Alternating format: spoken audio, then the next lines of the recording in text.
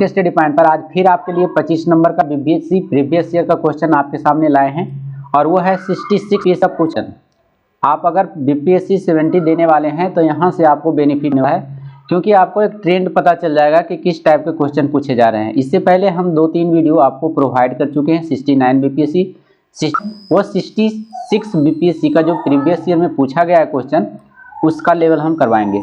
साथ में इसमें जो करेंट अफेयर है उसको भी अपडेट कराएंगे न्यू वर्जन में, जो भी फिलहाल है उसी पे आधारित उसी को हम आपको प्रस्तुत करेंगे। तो हमारे साथ बने रहिए। लेकिन उससे पहले बता दें कि हमारे चैनल पे आप नए, हमारा वीडियो आपको बेनिफिट लगता है तो कृपया करके हमारे चैनल को लाइक और सब्सक्राइब कर लीजिए और बेल आइकन को प्रेस कर लीजिए, ताकि जो भी वीडियो हम अपलोड करें वो सबसे पहले आपके पास पहुंच जाए और आप सबसे पहले उसे देखें। और साथ में साथ अपने दोस्तों के पास भी शेयर करें, ताकि वो भी अगर बीपीएससी दे रहे हैं तो उनको भी इसका अपडेट मिल जाए। तो चलिए देखिए, आज हम फिर 25 क्वेश्चन लेकर आए हैं। यहाँ से आपका दिया हुआ है 26 नंबर से, क्योंकि आपको है प्रोवाइड किया गया था 25 नंबर का वीडियो अगले वीडियो में, तो वो वीडियो हमारे प्लेलिस्ट में आपको मिल जाएगा। जितने भी वीडियो डाला हुआ है सब देख सकते हैं, फ्री ऑफ कॉस्ट है, कोई चार्ज लगेगा नहीं। यहाँ पर देखिए आपको दिया गया है कि बिहार के निम्न प्रशासनिक विभागीय जोड़ों में से किस जोड़े से नदी गंगा नदी नहीं बहती है। देखिए गंगा नदी नहीं बहने का बात कहा गया है। नहीं वाला क्वेश्चन जो है बड़ा खतरनाक क्वेश्चन होता है, इस पर ज़्यादा फोकस करना होगा पढ़ने का। देखिए गंगा दरभंगा और मुंगेर ये दोनों में बहती है, कह रहा है नहीं। पूर्णिया भागलपुर में यहाँ भी बहती है, तिरहुत सारण यहाँ भी बहती है, लेकिन कोसी में तो बहती है लेकिन फिर मगध में नहीं बहती है। तो ये ऑप्शन आपका जो है गलत हो जाएगा। आपका गलत ही कह रहा था चुनने के लिए। देखिए यहाँ कह रहा है गलत वाला ही ऑप्शन कह दिया था, तो आपका जो आंसर हो जाएगा डी नंबर चला जाएगा आपका आंसर। चलिए देख लीजिए, यहाँ से डी आपका सही आंसर है। चलिए 27 नंबर क्वेश्चन में ले जाते हैं आपको। 27 नंबर में क्या पूछा गया है, हमारे साथ बने रहिएगा। चलिए देखिए 27 नंबर में आपसे क्वेश्चन पूछा गया है कि जनजाति और जिले के निम्न जोड़ों में से कौन सा जोड़ा सही नहीं है। फिर नहीं वाला क्वेश्चन आया है। चलिए देख लीजिए, थोड़ा सा टाइम दीजिएगा। यहाँ देखिए कह रहा है संथाल बांका में, ये बिल्कुल सही है। दूसरा में कह रहा है मुंडा जमुई में, तो ये जो है मुंडा जमुई में नहीं पाया जाता है, ये गलत आपका दिया हुआ। उरांव जो है जनजाति सुपौल में पाया जाता है। साथ में है खरवार जनजाति भागलपुर में जो है पाया जाता है। तो आपको नहीं चुनना है, तो उरांव सुपौल हो जाए, ये वाला हो जाएगा आपका, मुंडा जमुई हो जाएगा, बी नंबर हो जाएगा। 27 का बी हो जाएगा आपका।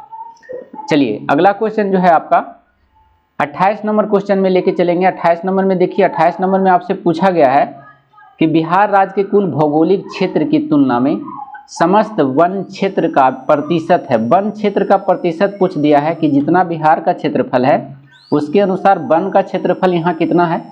तो यहाँ पर दिया हुआ है 7.2%, फिर 6.87% और फिर 3.21% और फिर है 12.77%, जबकि इसमें कोई नहीं है। अगर हम बात करें जितना बिहार का भौगोलिक क्षेत्र है और उसमें वन का क्षेत्र, तो उसमें जो है 7.7 है। याद रखिएगा 7.74% है जो बिहार में कुल भौगोलिक क्षेत्र का आपका वन है। तो इसमें किसी भी ऑप्शन में नहीं दिया हुआ है, तो आपका आंसर ई चला जाएगा। ऐसे भी ई ऑप्शन आपका इस बार नहीं रहेगा, क्योंकि 70 बीपीएससी में नहीं है। इसके पहले वाले 69 भी खत्म कर दिया गया था। उसके जगह पर जो है ई ऑप्शन के जगह पर क्वेश्चन का लेवल थोड़ा चेंज कर दिया गया है। तो चलिए देख लीजिए। चलिए अगला क्वेश्चन 29 नंबर में पूछा गया है। 29 नंबर में पूछ रहा है कि निम्न में से किस जिले में बिहार का एकमात्र राष्ट्रीय उद्यान है। देखिए मात्र पूछ दिया गया है, तो ये पहले वाला क्वेश्चन है, तो आपका हो जाएगा पश्चिमी चंपारण में। 29 का जो आंसर हो जाएगा सी, पश्चिमी चंपारण बिल्कुल सही है। लेकिन अब एक नहीं 2 राष्ट्रीय उद्यान हो गया है, तो इसको याद रखेंगे। एक तो पश्चिमी चंपारण में हो गया है और एक जो है कैमूर में बनाया गया है। तो अब से आपको याद रखना है 2 गो हो गया है। कैमूर भी याद रखिएगा, हो सके इस बार पूछ लिया जाए। माफ कीजिएगा।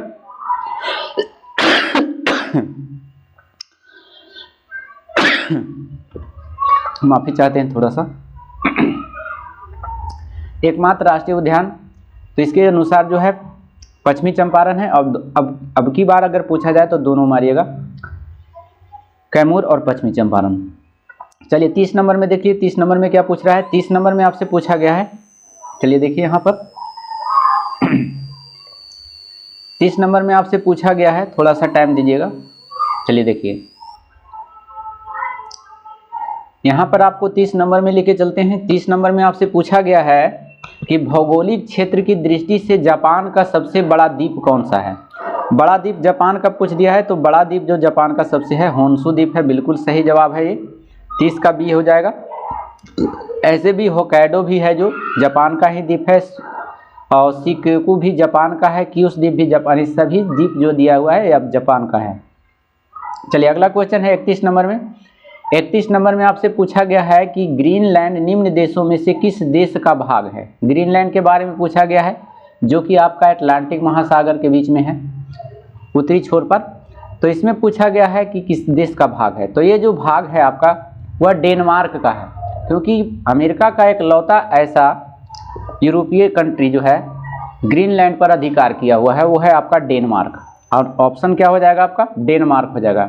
ये डेनमार्क जो है यूरोपीय कंट्री है, लेकिन वह अमेरिका के जगह पर कब्जा किया हुआ है। ग्रीनलैंड अमेरिका का क्षेत्र में पड़ता है, तो इसके याद रखिएगा, ये पूछने वाला क्वेश्चन है। चलिए अगला क्वेश्चन आपका दिया हुआ है 32 नंबर में। 32 नंबर में क्या पूछा गया है। 32 नंबर करेंट अफेयर से रिलेटेड है। कह रहा है दिसंबर 2018 तक के अनुसार विश्व के निम्न देशों में से किस देश में सबसे अधिक भारतीय आबादी रहते हैं। बिल्कुल सही जवाब है। यह जो है सबसे अधिक जो रहते हैं अमेरिका में रहते हैं। अभी भी अगर पूछा जाए 2024 के अनुसार सबसे अधिक भारतीय कहाँ रहते हैं, तो अमेरिका में रहते हैं। लगभग 89 लाख भारतीय वहाँ पर रहते हैं अमेरिका में। उसके बाद अगर सेकेंड नंबर की बात करें तो सेकेंड नंबर जो है यूएई में रहते हैं। यूएई में भारतीयों की संख्या लगभग 36 लाख है। तो याद रखिएगा, दूसरे नंबर पर पूछा जाए तो 36 लाख भारतीय यूएई में रहते हैं, लेकिन सबसे अधिक पूछा जाए तो अभी भी इसका आंसर अमेरिका ही होगा, संयुक्त राज्य अमेरिका। 32 के बाद अगर 33 नंबर क्वेश्चन में लेके चलते हैं। 33 नंबर में आपसे पूछा गया है कि निम्न में से किस देश में 2019 में सालाना सबसे अधिक सोने का उत्पादन टन में हुआ है।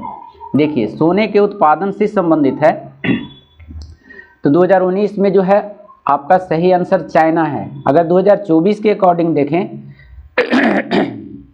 तो 2024 के अकॉर्डिंग में भी चाइना टॉप पर है। यहाँ सोने का सबसे अधिक उत्पादन होता है। लेकिन अगर रिजर्व की बात करें तो रिजर्व सोने का भंडार सबसे अधिक जो है अमेरिका में है। दूसरा पॉइंट अगर बात रखें कि भारत में भी सोने का खपत सबसे अधिक होता है पूरे देश में, लेकिन अगर रिजर्व की बात करें तो अमेरिका सबसे ज़्यादा रिजर्व रखता है ना। तो जितना वो रिजर्व रखता है अमेरिका, भले भारत के पास उतना रिजर्व नहीं हो सोने का, लेकिन भारत जितना सोना यहाँ की महिलाएं पहनती है अमेरिका में वहाँ रिजर्व रखा हुआ है। तो सोच लीजिए भारत में महिलाएं अमेरिका के बराबर है, यानी अमेरिका में जितना रिजर्व है रखा हुआ उसके बैंकों में, उतने सोना भारत में महिलाओं के पास है।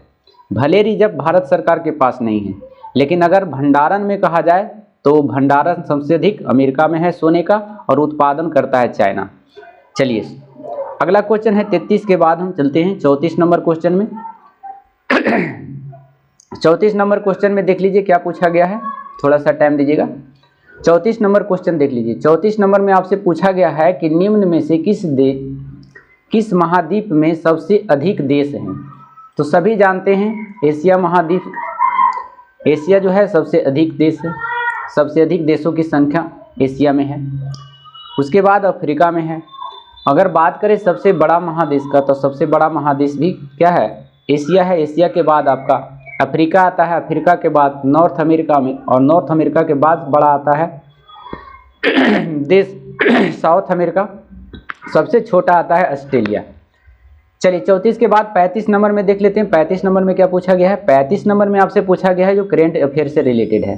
कह रहा है 2011 के जनगणना के अनुसार भारत के किस राज्य के आदिवासियों की आबादी की प्रतिशत उसकी कुल आबादी की तुलना में सबसे अधिक। प्रतिशत में पूछ दिया गया है, तो अगर प्रतिशत में आबादी पूछे आदिवासियों की, तो आदिवासियों की सबसे अधिक आबादी जो है आपका नागालैंड में हो जाएगा। ऑप्शन नंबर आपका बी इसका सही है।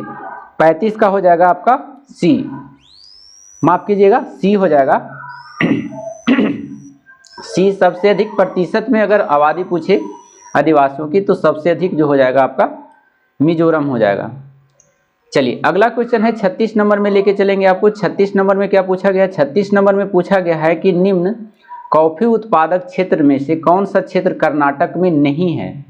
देखिए कर्नाटक में कॉफी उत्पादन के लिए प्रसिद्ध जाना जाता है, तो चिकमंगलुरु कॉफी उत्पादन के क्षेत्र है। कुर्गा भी कर्नाटक में है, कॉफी उत्पादन के लिए प्रसिद्ध है। बाबा बुदन की पहाड़ी भी, बुदनगिरी भी है और पहाड़ी भी है, ये दोनों क्षेत्र कर्नाटक में है। यहाँ लौह निक्षेप की मात्रा भी अधिक पाया जाता है और प्लस में कॉफ़ी की उत्पादन भी होती है। लेकिन इसमें अगर कहा जाए पुलनेज, तो पुलनेज जो है कर्नाटक में नहीं है। आपका नहीं चूज करना है तो ऑप्शन नंबर डी हो जाएगा। ये जो है तमिलनाडु में है, तमिलनाडु में है।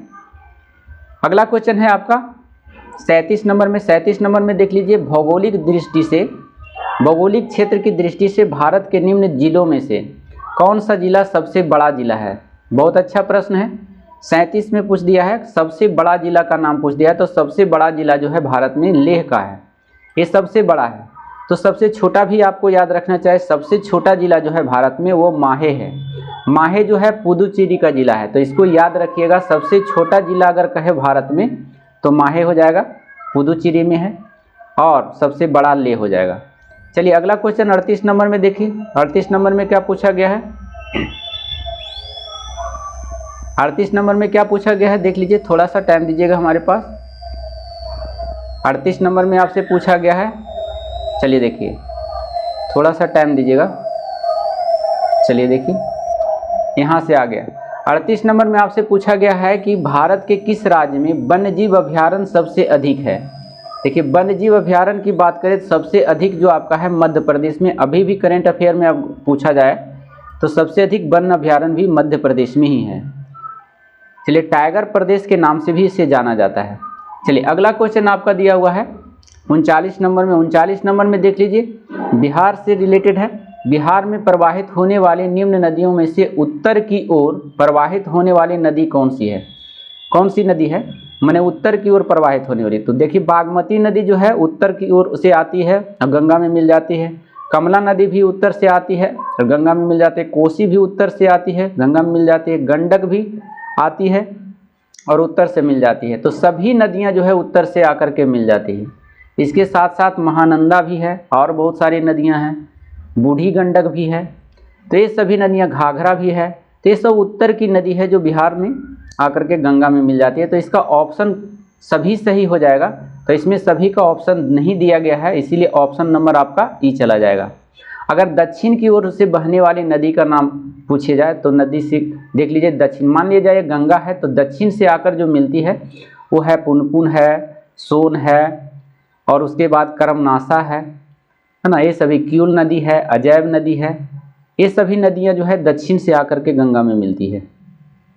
चलिए 39 के बाद चलते हैं 40 नंबर क्वेश्चन में। 40 नंबर में क्या पूछा गया है? 40 नंबर में आपसे पूछा गया है कि निम्न हिमालय पर्वत श्रेणियों में से किस पर्वत श्रेणी को अटल टनल पार करती है?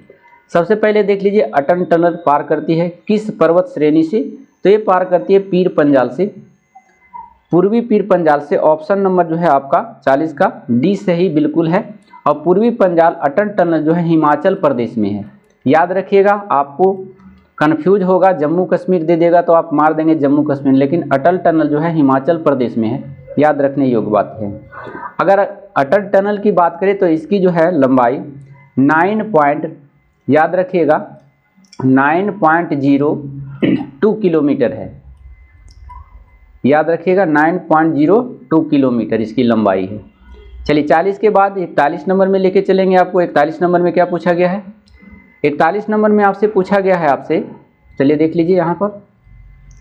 चलिए देखिए 41 नंबर में आपसे पूछा गया है कि विधि का नियम या कानून का अधिराज्य का मतलब क्या होता है? तो ऑप्शन नंबर बिल्कुल ए सही आंसर है इसका। सभी के लिए एक कानून और सभी के लिए एक न्यायतंत्र, इसी को कहा जाता है विधि का नियम। ये बिल्कुल सही आंसर है, ये आपका सटीक आंसर हो जाएगा।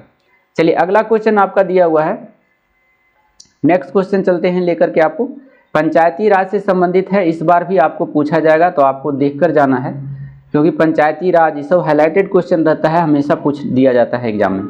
देखिए पंचायती राज संस्थाओं को 29 विषयों की सूची किस अनुच्छेद के तहत दी गई है। देखिए पंचायती राज में जितने विषय है अगर पूछ दिया जाए तो 29, टोटल पंचायती राज में 29 विषय है। तो कह रहा है किस अनुच्छेद के तहत ये दिया गया है, अनुच्छेद पूछ दिया है। तो 42 में देख लीजिए आपका H दिया हुआ है, E है, F है, तो यहाँ पर G भी दिया हुआ है। तो आपका जो आंसर हो जाएगा वो G हो जाएगा, ऑप्शन नंबर D हो जाएगा। इसका कितना नंबर क्वेश्चन में था, हमारे साथ बने रहिएगा। 42 का D हो जाएगा। ये जो है 29 विषय जो दिया गया है आपका D हो जाएगा ये 243 G के अंतर्गत है। पंचायतों को 29 विषय उसको सम्मिलित किया गया है, दिया गया है कि आप 29 विषय पर है जो कानून बना सकते हैं पंचायतों को। साथ में आपको पूछ दिया गया है E और F कर करके, तो इसका भी जान लीजिए। सबसे पहले जान लीजिए कि 243 का A में जान लीजिए क्या वर्णन है। तो 243 A कहता है ग्राम सभा की बैठक से संबंधित है। याद रखिएगा ग्राम सभा की बैठक, अगर 243 A लिखा हुआ रहे तो समझ जाइएगा कि वो ग्राम सभा की बैठक से संबंधित है। अगर H की बात करें तो H कहता है पंचायतों को अधिकार दिया गया है शुल्क लगाने का, जैसे अष्टम शुल्क लगाया जाता है, मेले में कर लगाया जाता है। तो ये सभी कर जो है पंचायतों को भी लगाने का अधिकार दिया गया है। किस अनुच्छेद के तहत, 243 के H के तहत। उसके बाद हम E में चलते हैं। तो E किससे संबंधित है, तो E में है जो 243 के E में पंचायतों के लिए उसकी अवधि दिया गया है कि पंचायत एक बार चुनाव जीतती है तो कितनी अवधि तक रह सकती है, तो अवधि का वर्णन किया गया है इसमें। तो अनुच्छेद 243 ही पंचायती राज की अवधि को बताता है हमें, अवधि याद रखिएगा इसको। चलिए उसके बाद है F भी देख लीजिए। F भी क्या कहता है, F कहता है 243 के F में कहता है पंचायती राज में सदस्यों के लिए अयोग्यता संबंधित निर्णय जो है 243 के F के तहत लिया जाता है। साथ में एक K और भी जान लीजिए, वो K किससे संबंधित है। 243 का अगर K पूछ दिया जाए तो ये पंचायतों के चुनाव से संबंधित है। तो ये सभी पॉइंट आपको याद रखना है। चलिए G वाला आपको समझ में आ ही गया होगा कि इसमें 29 विषय को शामिल किया गया, तो इतना आपको याद रखना है। चलिए अगला क्वेश्चन आपका दिया हुआ है, नेक्स्ट क्वेश्चन की बात करेंगे हम। चलिए देख लीजिए 45 नंबर में क्या पूछा गया है। 43 नंबर आपका बाकी है अभी। चलिए देख लीजिए थोड़ा सा, ये तो 42 नंबर में था, 43 नंबर अभी और है अभी। चलिए देखिए यहाँ से 43 नंबर में आपसे क्या पूछा गया है, थोड़ा सा बने रहिएगा। देखिए 43 नंबर में पूछा गया है आपसे कि नागरिकता संशोधन कानून कब पारित हुआ था। एक करेंट अफेयर से रिलेटेड था, तो नागरिकता संबंधित जो कानून पास किया गया था हाल फिलहाल में, तो ये 2019 में किया गया था, लेकिन डेट के साथ दिया गया है, तो आपको किस में मानना है। तो 43 का जो है B इसका सही आंसर है। 11 दिसंबर 2019 को लाया गया था नागरिकता संशोधन अधिनियम। इसमें क्या उद्देश्य था इसका लाने का, क्योंकि नागरिकता अधिनियम की बात करें तो ये सबसे पहले 1955 ईस्वी में आया था, लेकिन फिर समय समय पर इसमें चेंजिंग होते रहता है संसदों के द्वारा, सरकारों के द्वारा। तो इसमें देखिए 11 दिसंबर 2019 को जो लाया गया था, इसमें मुख्य उद्देश्य इनका था कि अफगानिस्तान से, पाकिस्तान से और बांग्लादेश से, है ना, ये 3 गो राज्य जो पड़ोसी हैं, यानी देश जो पड़ोसी हैं, उनमें पर हिंदुओं पर बहुत ज़्यादा अत्याचार होता है। जो अल्पसंख्यक होते हैं, अल्पसंख्यक का मतलब इसमें जैन भी आ गया, बुद्ध भी आ गया, क्रिश्चियन भी आ गया, मुसलमानों को छोड़कर भारत सरकार ने एडवाइजरी जारी किया था, संशोधन लाया कि वो लोग वो देश छोड़कर यहाँ भारत में आकर के शरण ले सकता है, भारत सरकार उसको नागरिकता देगी। मेन उद्देश्य यही था, इन तीनों उद्देश्य से हिंदुओं को वापस लाना। तो इसीलिए नागरिकता संविधान संशोधन अधिनियम 11 दिसंबर 2019 को लाया गया था, लेकिन पहली बार कब आया था, 1955 में। याद रखिएगा। अगला क्वेश्चन आपको लेके चलते हैं। चलिए देखिए अगला है 44 नंबर क्वेश्चन में, थोड़ा सा टाइम दीजिएगा हमारे पास। चलिए देखिए इसमें कहा गया है कि 73वें संविधान संशोधन कानून संवैधानिक शुरुआत किस संविधान संशोधन के बिल से हुआ था। थोड़ा सा टाइम दीजिएगा। तो इसका जो आंसर हो जाएगा 44 का, वो डी चला जाएगा। चलिए यहाँ पर है, इसमें जो था आपका 64वां संविधान संशोधन बिल लाया गया था उसमें। अगला क्वेश्चन है नेक्स्ट क्वेश्चन की बात करेंगे। जो डिस्कस करने वाला होगा हम खुद डिस्कस करेंगे आपको। चलिए अगला क्वेश्चन है आपका, देखिए ये डिस्कस करने वाला है। इसमें है आपका 45 नंबर में कह रहा है कि 1632 ईस्वी में बिहार के पटना शहर में कौन सी कंपनी अपनी फैक्ट्री लगाई थी। देखिए फैक्ट्री से संबंधित यूरोपीय कंपनी जब भारत आई थी तो बहुत जगह पर अपना फैक्ट्री स्थापित किया था। तो उसमें 1632 में कह रहा है बिहार में खास करके कौन आया था कंपनी जिन्होंने अपनी फैक्ट्री स्थापित की थी, तो था डच। 45 का बी हो जाएगा। 1632 में पटना में लगाया था। चलिए तो इससे संबंधित अब ब्रिटिश ईस्ट इंडिया कंपनी आई थी तो कहाँ लगाई थी, तो सूरत के सावली में पहली बार लगाई थी 1608 ईस्वी में। लेकिन वो अस्थाई था, अस्थाई नहीं था, मतलब अस्थाई थे। अगर अस्थाई कंपनी पूछे ईस्ट इंडिया कंपनी ने तो मसूलीपट्टनम में लगाया था 1911 ईस्वी में तो इसको याद रखिएगा। फिर बाद में फिर जाकर के 1913 ईस्वी में अस्थाई फिर सूरत में किया। फिर उसके बाद अगर पुर्तगाली ईस्ट इंडिया कंपनी की बात करें तो 1498 ईस्वी में आया था, कोची में अपना जो है पहला फैक्ट्री लगाया था। चलिए अगला फ्रेंच की बात करें तो फ्रेंच कंपनी की स्थापना 1664 ईस्वी में हुआ था और इन्होंने भी अपना सूरत में ही डेरा डाला था। अगला क्वेश्चन है 46 नंबर में। 46 नंबर में क्या पूछा गया है, निम्न में से कौन सी विकेंद्रीकरण का वैशिष्ट नहीं है, नहीं पूछ दिया है 46 नंबर का। तो 46 नंबर का जो हो जाएगा आपका सी, बिल्कुल सही है। स्थानीय समुदायों में आत्मविश्वास को नहीं जगाना, ये जो है इसका संबंध नहीं है, ये गलत दिया हुआ है, तो इसी को चूज करना था आपका, नहीं संबंधित है। चलिए अगला बाकी सब संबंधित है, उससे सही है। 47 नंबर क्वेश्चन में देख लीजिए। 47 नंबर में आपसे पूछा गया है ब्रिटिश शासन में संविधान के विकास में कौन सा कानून ऐतिहासिक नहीं था। देखिए रेगुलेटिंग एक्ट आया था इसमें 1773 ईस्वी में, लॉर्ड कॉर्नवालिस के समय में। चार्टर्ड एक्ट 1833 में आया था, ये भी सही था, है ना, ये भी लाया गया था एक्ट। साथ में आपको कह रहा है गवर्नमेंट ऑफ इंडिया एक्ट 1919 ईस्वी में, ये भी लाया गया था। लेकिन protection of civil right act 1955 नहीं लाया गया था, ये कोई चार्टर एक्ट नहीं था, बल्कि 1900 तो बताएं 1955 ईस्वी में जो लाया गया था नागरिकता संविधान संशोधन भारत सरकार के द्वारा लाया गया था। तो ये जो आपका सही नहीं है, नहीं को ही पहचानना था, इसीलिए आपका आंसर डी चला गया। अगला क्वेश्चन है, अगला क्वेश्चन देख लीजिए, हमारे साथ बने रहेंगे थोड़ा सा। चलिए देखिए अगला क्वेश्चन यहाँ पर आपका दिया हुआ है 48 नंबर। 48 नंबर में क्या पूछा गया है कि भारत में संसद की नई इमारत के निर्माण की बोली किसने जीत लिया था। मतलब संसद की बोली किसने, नई संसद भवन का निर्माण हुआ था तो उसका बोली किसने लगाया था, किसने जीता था, टेंडर किसने लिया था, वही प्रश्न पूछ दिया गया।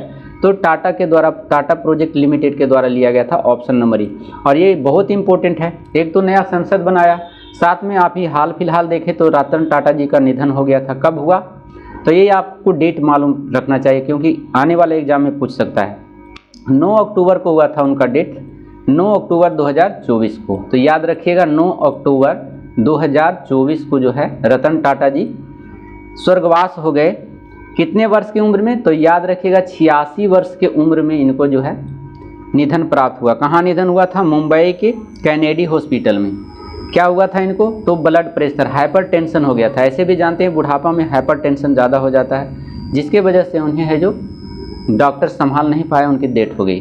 तो ये भी बहुत इंपॉर्टेंट है, याद रख लीजिएगा।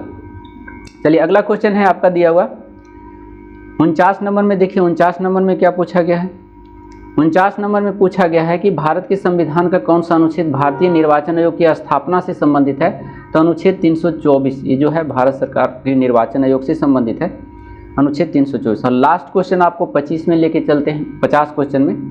50 क्वेश्चन में अंतिम क्वेश्चन है, क्योंकि वर्तमान में राष्ट्रीय महिला आयोग के प्रमुख कौन है, देख लीजिए।